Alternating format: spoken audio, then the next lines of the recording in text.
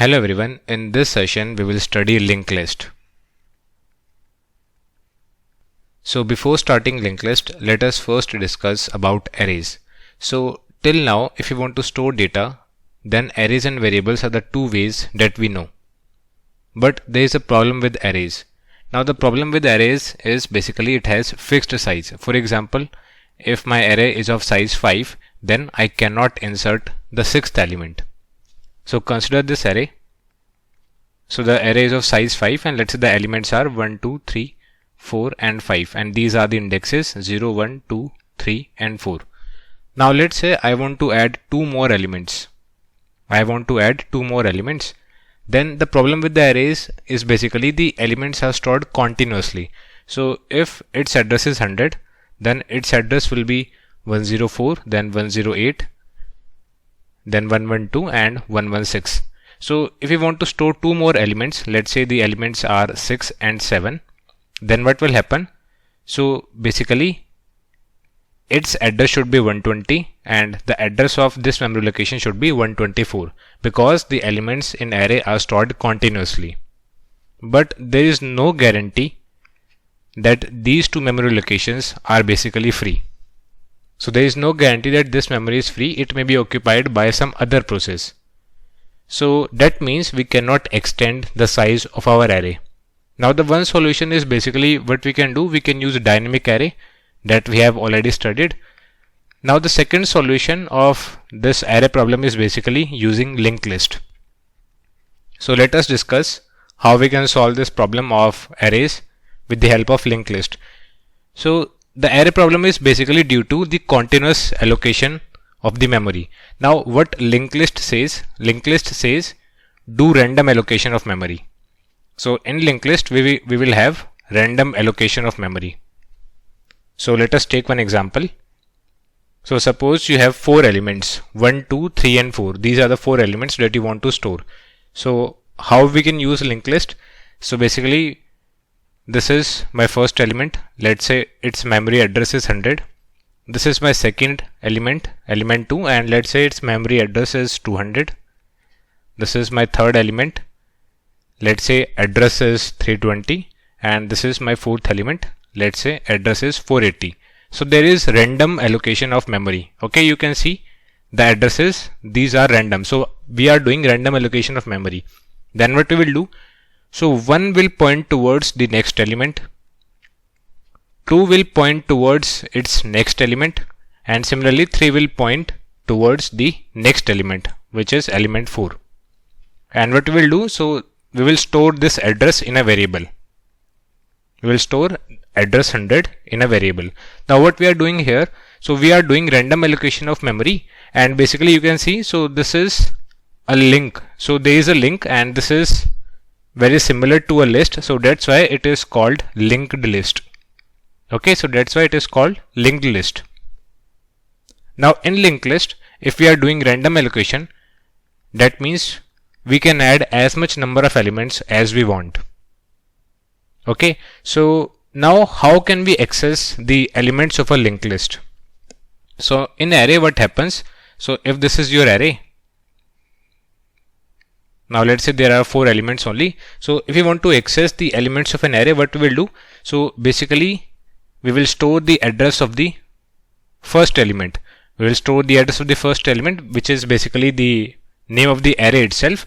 And then what we can do? So since there is continuous allocation of memory, so we can do something like this: star of a plus I, or basically we can write a of I, where I is the index.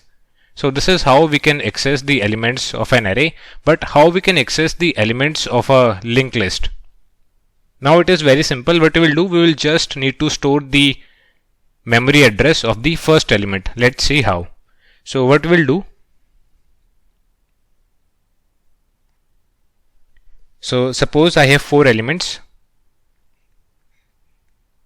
This is my first element, second element, third element and fourth element. And let's say the addresses are 100. Let's say 200, 320 and let's say 480. So this is element 1, element 2, element 3 and element 4. Now what we will do, each node, so I am calling it a node. Similarly, this is also a node, this is also a node, and this one is also a node. So what we will do, each node will store the address of the next node.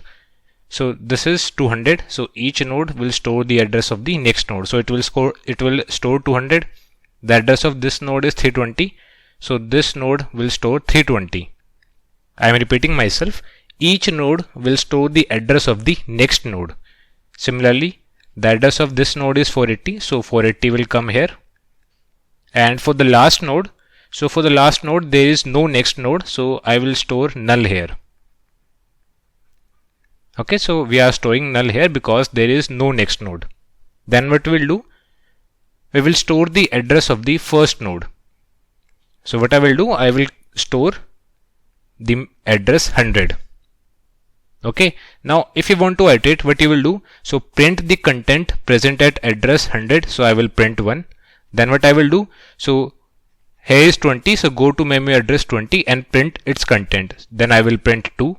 Then it is storing 320, so go to 320 and print the content. Then I will print 3. Then it is containing address 480, so go to memory address 480 and print the content. So I will print 4. Now it is containing memory address null. So null means stop. So null means I will stop, and this is my output. This is my output.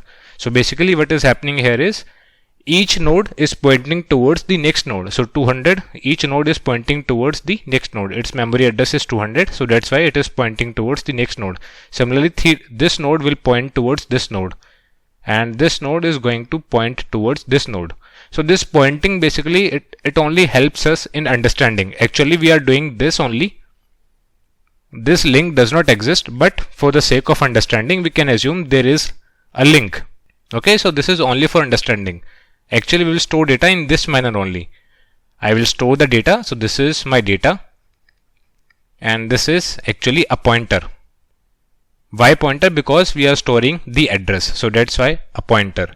Now this is not a data type. So basically what we will do, we will create a class with the name node. So let's see what we will do. So I am going to create a class, and the name of the class is node. Now you can see yourself, each node is containing two things. First one is the data, and the second one is basically a pointer. So first one is a data, int data, and this is a pointer, so it will be a pointer, so star. Then let's say the name is next. Let's say the name is next because it is storing the address of the next node. Okay, so for example, I have an integer int a is 5. Now I want to store the address of a. So what I will do, star b is address of a. Now what will be the data type? So data type will be the data type of a. So a is integer, so I will write integer here. Now what is this next containing? So this is my next. Now next is containing the address of the next node. It is containing the address of the next node, so that's why the data type will be node here. Node star next. Simple. So this will be the structure of the node. It will contain two things, data and the next pointer. Simple. Okay, so enough of theory. Let's just write the code and see how it is working. So I have this file linklist.cpp. So we are going to create a class with the name node. So class node, and for now let us assume everything is public. So first one is the data, and the second one is actually a pointer. So node star next. Again, why this is node here? Because it is containing the address of the next node. So node star next. And now let us also create the constructor. Now the constructor is taking data as input.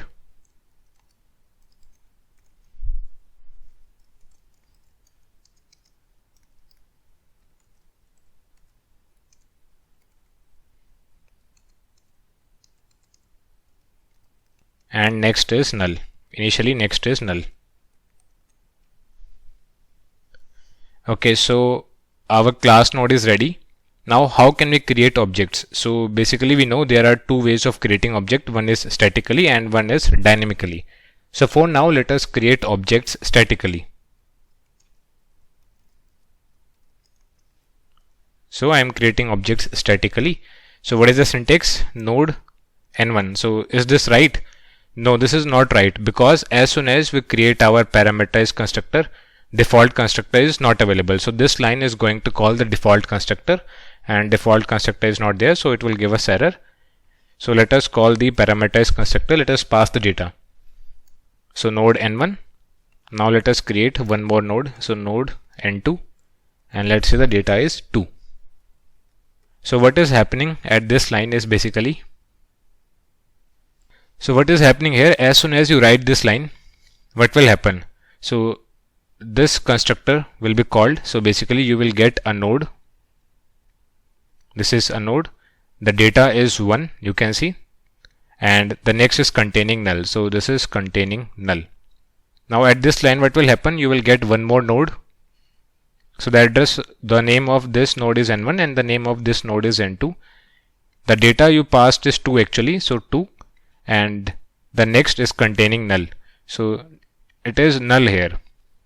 Now what we have to do, so basically I have told you that each node will store the address of the next node.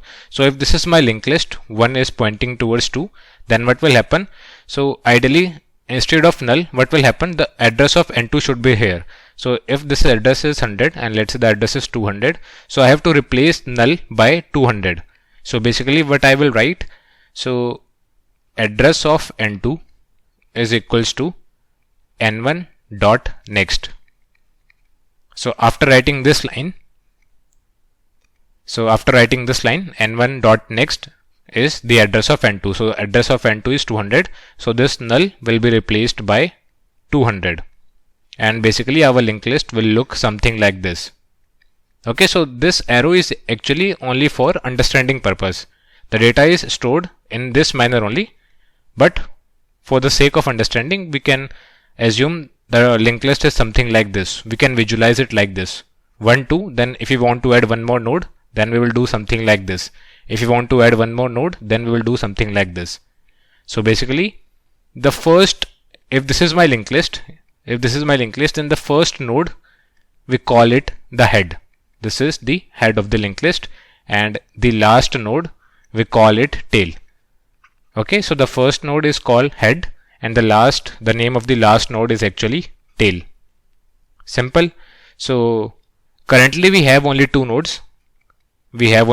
So that means n1 node is actually the head of my linked list and n2 node is actually the tail of my linked list. Okay, so to make this connection 1 arrow 2, I have to do this. Okay, so let's do this. Now to make the connection, what I have to do, so n1 dot next, it will store the address of the next node, and the next node is actually n2 only. Simple. Okay, so if you want to print the data, so how can we print the data? So for printing the data, we can do something like this: n1 dot data, and similarly we can print the data of the n2 node. So n2 dot data.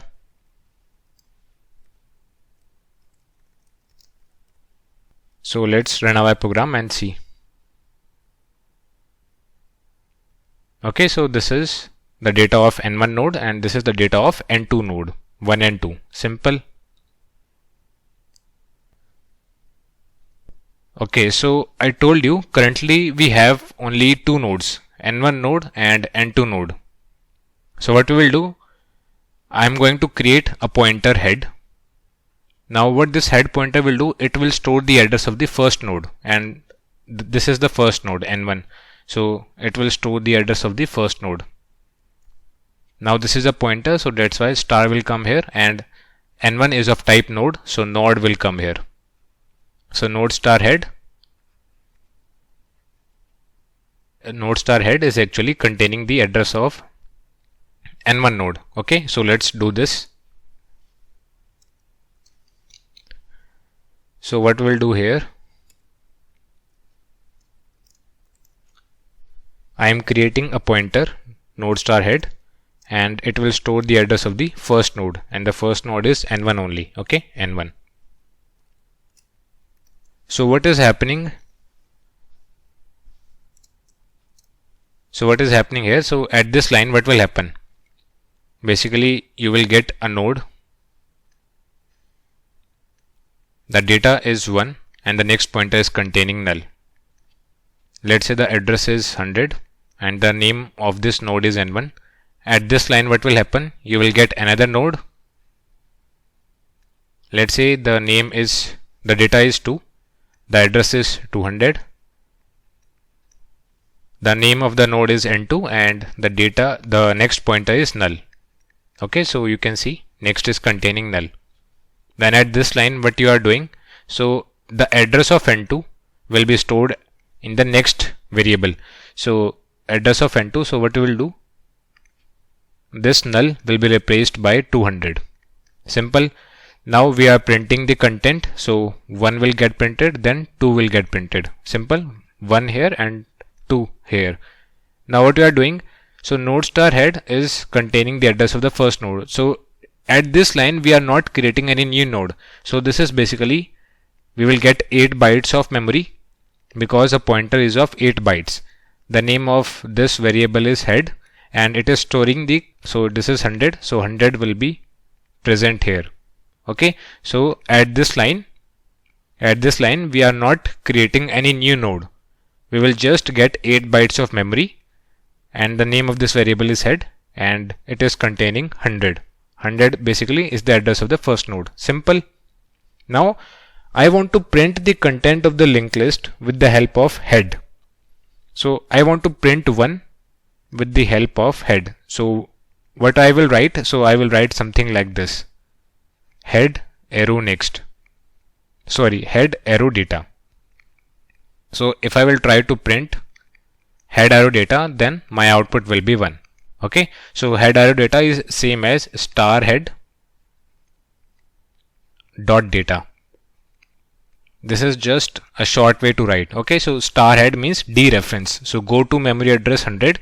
So go to memory address 100 and then print the data. So data is 1. So I will print 1. So if I will do head arrow data, then 1 will get printed. Simple. So let's see. So if I will do head arrow data, then the output should be 1. So let's see. Okay, so the output is 1. Now in the next video, we will discuss how to print the data of n2 node with the help of this head pointer. Okay, so I'm repeating myself. In the next video, we will see how can we print the data of n2 node with the help of head pointer. So I will see you in the next one. Bye bye.